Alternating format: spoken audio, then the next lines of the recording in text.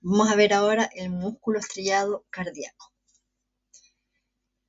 Como pueden ver en el esquema, estriado es porque también tiene estriaciones y estas estriaciones son por lo mismo que ocurre en el músculo esquelético estriado, ¿ya? Por la organización de los miofilamentos y las proteínas contráctiles en su interior que forman la sarcómera.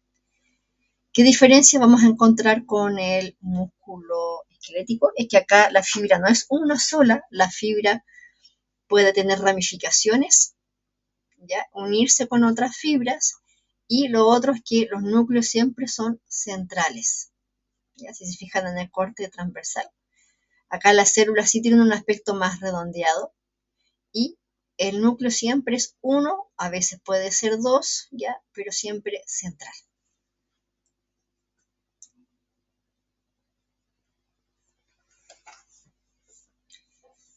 Entonces, músculo cardíaco, fibra que también es cilíndrica, pero es más corta y es ramificada. Tiene el núcleo siempre en posición central y en este caso, en la fibra muscular estriada esquelética, cada célula muscular o paquete muscular tiene que estar inervado por la placa neuromuscular, ¿ya? Los botones sinápticos se apoyan sobre la célula muscular y la estimulan a través de la acetilcolina. En el caso del músculo cardíaco, la contracción de la célula está dada por unas estructuras que se ubicaban en los atrios, que espero que se acuerden ustedes del nombre de esa estructura porque la vieron en anatomía.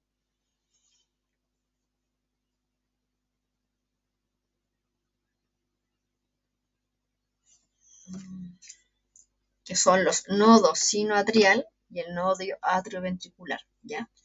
Son células modificadas que tienen la capacidad de autodespolarizarse y a través de las uniones que se llaman discos intercalares, que son uniones entre dos células musculares, la contracción a la despolarización es capaz de pasar de una célula a la siguiente, a la siguiente, a la siguiente, ¿ya?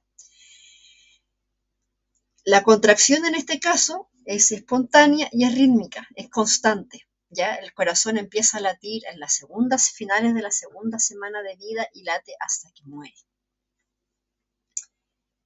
Y este tipo de musculatura, este tipo de fibras, lo encuentro en las paredes del corazón y también lo puedo encontrar en las venas pulmonares cuando se conectan a los atrios, ¿ya? Entonces se ve la fibra igual.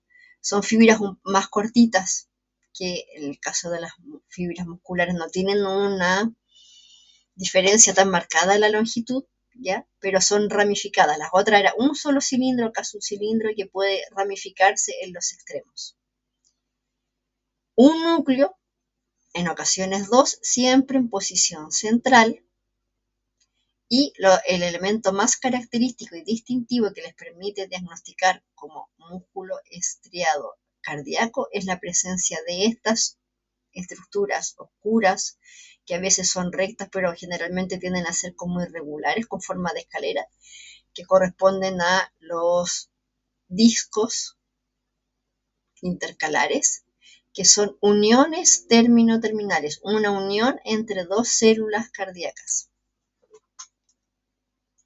¿Ya? Entonces tengo unión altamente especializada entre dos células cardíacas. Acá voy a tener dos tipos de uniones intercelulares.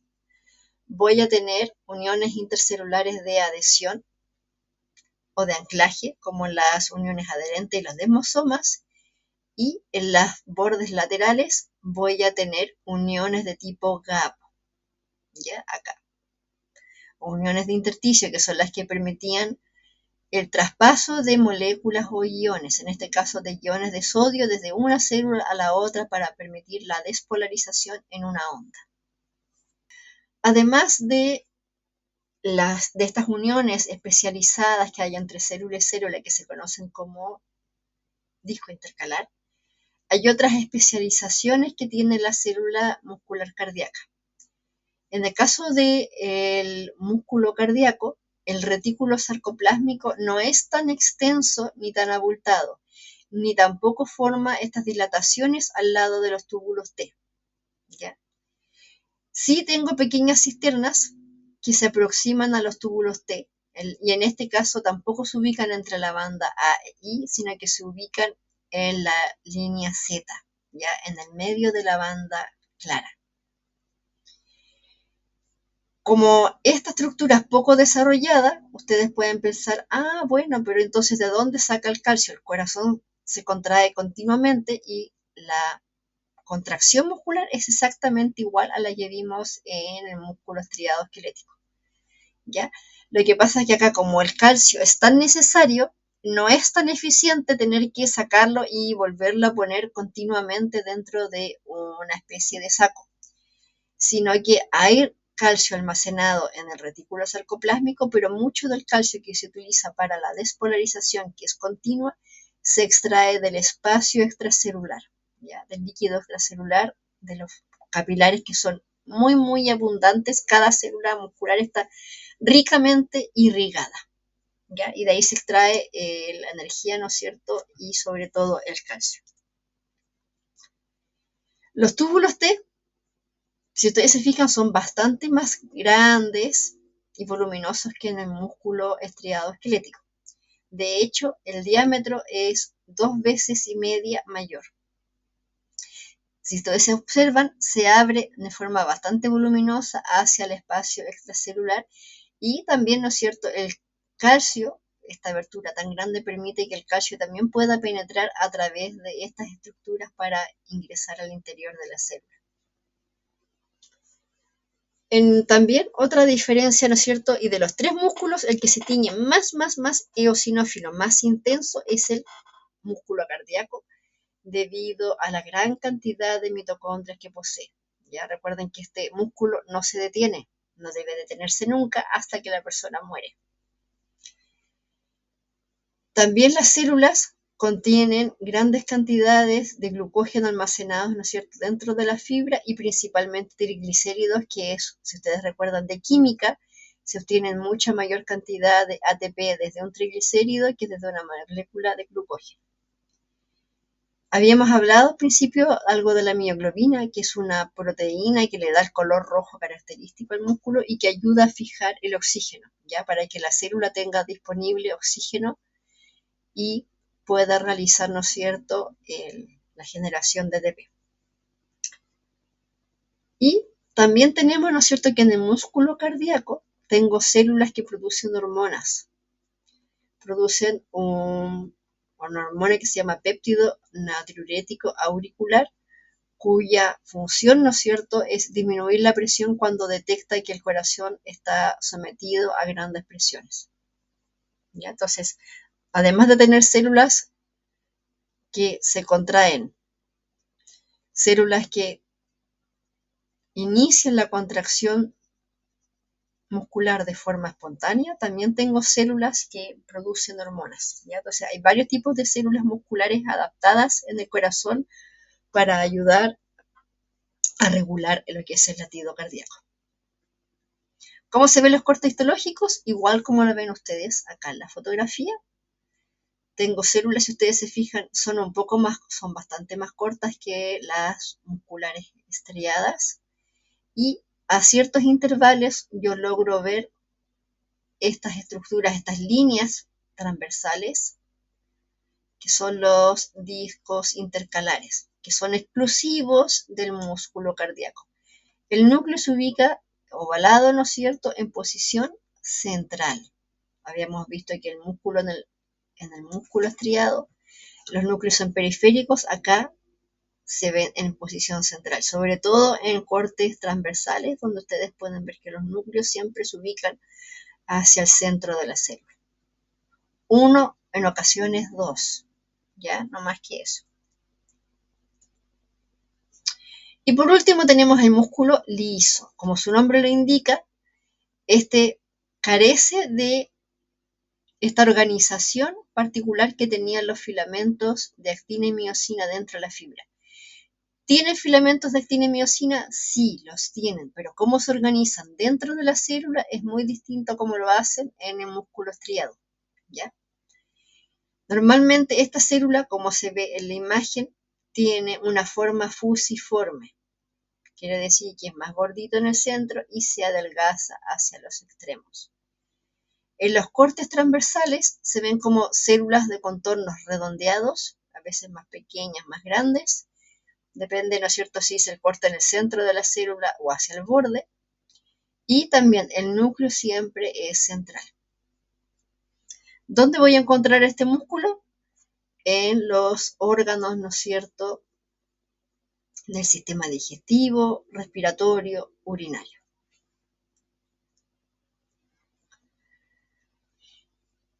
Normalmente estas células son bastante estándar, no tienen una variación de longitud como las habíamos visto en el músculo estriado esquelético, miden alrededor de 0,2 milímetros de largo y 5 a 6 micrones de diámetro, ¿ya? Cuando la célula se acorta, si ustedes se fijan, estas líneas negras, lo que están marcando es cómo se organizan o cómo se distribuyen las proteínas contráctiles en el interior, la actina y la miosina. En las fibras que habíamos visto antes, siempre la actina y la miosina eran en forma paralela y alargada. Acá cruzan la célula, incluso se unen a la membrana del núcleo, ¿no es cierto?, de un lado a otra y de forma bastante arbitraria. Cuando la célula se contrae, el músculo liso no solo se contrae en longitud como lo hacía el músculo cardíaco y el músculo estriado esquelético, sino que la célula lisa se contrae tanto en longitud como en su diámetro, ¿ya? Y eso hace que este músculo sea el que tiene el mayor grado de contracción muscular. Acá la célula puede llegar a contraerse entre un 60 y un 70%.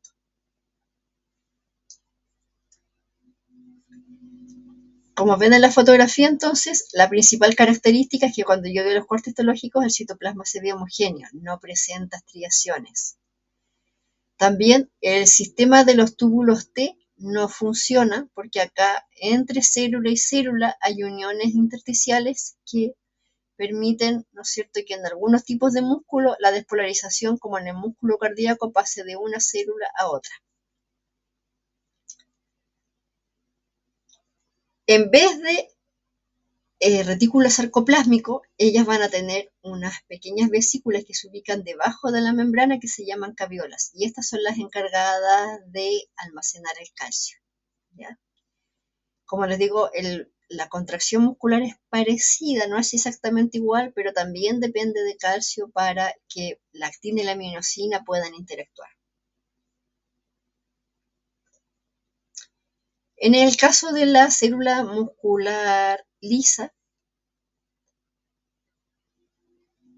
la contracción suele ser bastante más lenta en comparación con el músculo esquelético estriado y cardíaco, pero esta prolongación es más larga, más prolongada, y como la forma que tienen los filamentos de actina y miosina de entrecruzarse, ¿no es cierto?, es distinta, requiere menos energía, porque además en esta imagen que estábamos viendo atrás, acá, esto es un cuerpo denso, ¿ya? Los cuerpos densos o gránulos densos vienen a ser como los discos Z.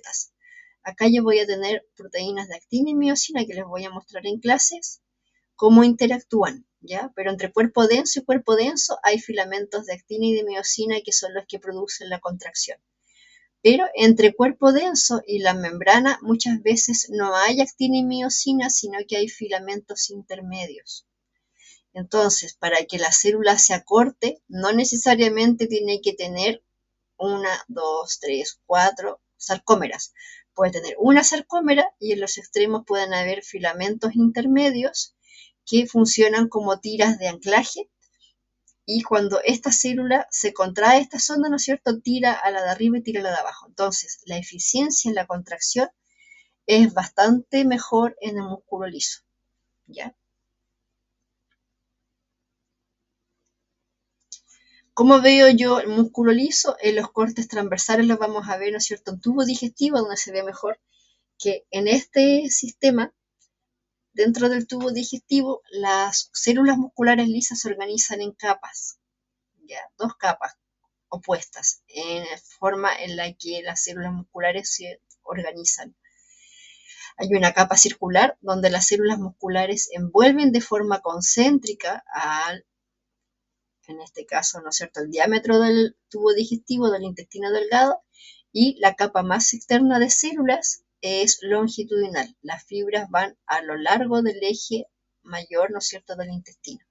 Son dos capas contrapuestas que producen lo que se llama el movimiento peristáltico, que les voy a mostrar después, ¿no es cierto?, en clases y en laboratorio.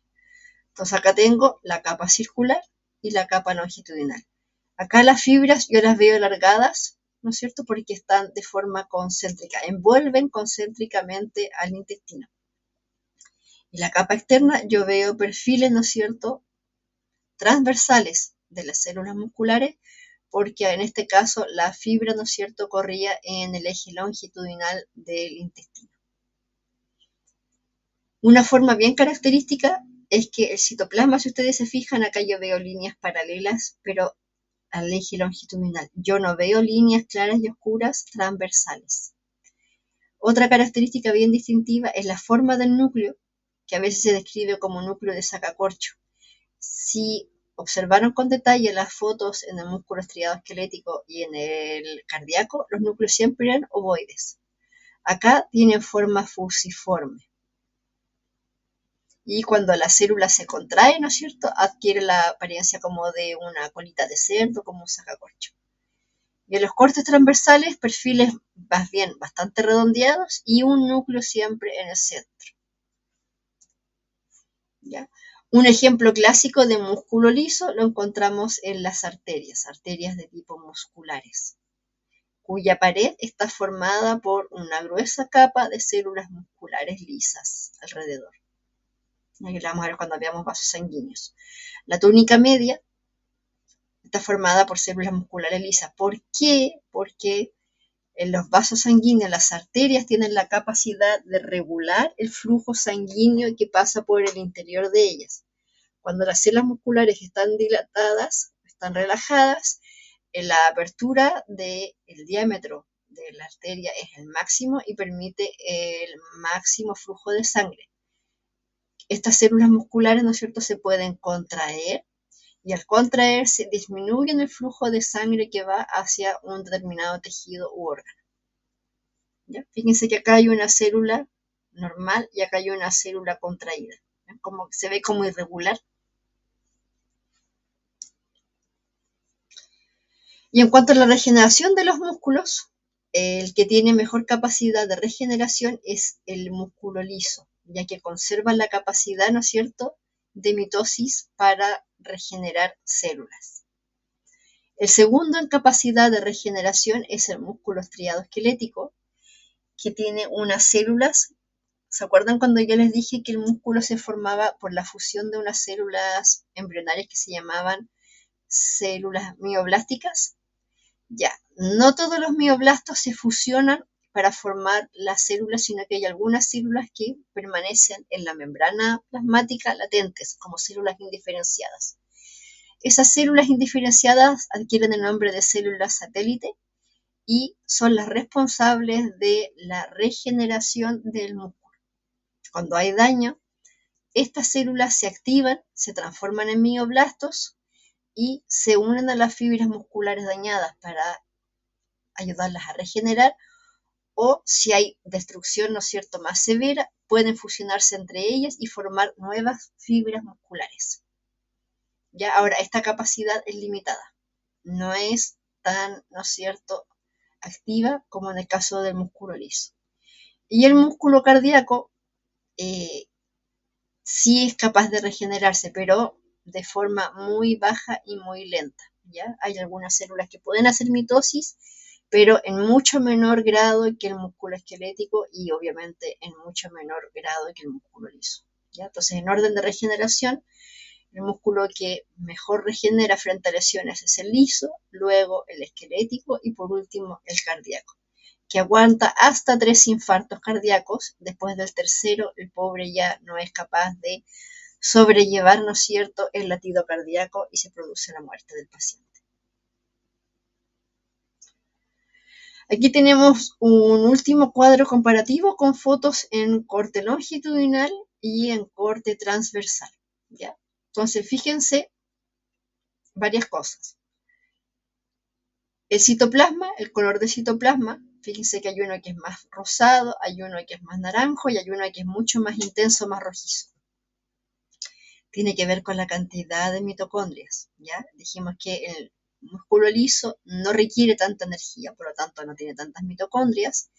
El esquelético estriado sí tenía, ¿no es cierto?, una cierta cantidad de mitocondrias necesarias para el ATP, para la contracción muscular, y el músculo estriado cardíaco tiene muchísimas mitocondrias porque necesita mucho ATP porque se contrae constantemente durante toda la vida, ¿ya? Entonces, en grado de color, más suave el músculo liso, un tono intermedio el músculo estriado y un tono mucho más intenso el músculo estriado cardíaco. Ya, y la forma de los núcleos, fíjense que son núcleos ovoides, ¿no es cierto? No cambian su forma, son ovalados. En cambio, los núcleos del músculo liso tienen esta forma fusiforme que se acentúa más y se tuerce más cuando la célula está contraída. Y la tercera característica, ¿no es cierto?, es la posición del núcleo. El núcleo en el músculo liso y en el cardíaco es central. Y es un solo núcleo en el liso, uno, a veces dos en el cardíaco. La única célula muscular que tiene núcleos periféricos es el músculo estriado esquelético, ¿ya? Los otros dos son centrales. Y luego de la tinción, ¿no es cierto?, lo siguiente que llama la atención, que acá no está muy evidente, pero con aumento se ve mejor, es la presencia de estriaciones. Ya acá yo tengo, si se fijan, se ve como muy tenue, pero yo veo como unas líneas más oscuras paralelas, que son perpendiculares a el eje longitudinal de la fibra.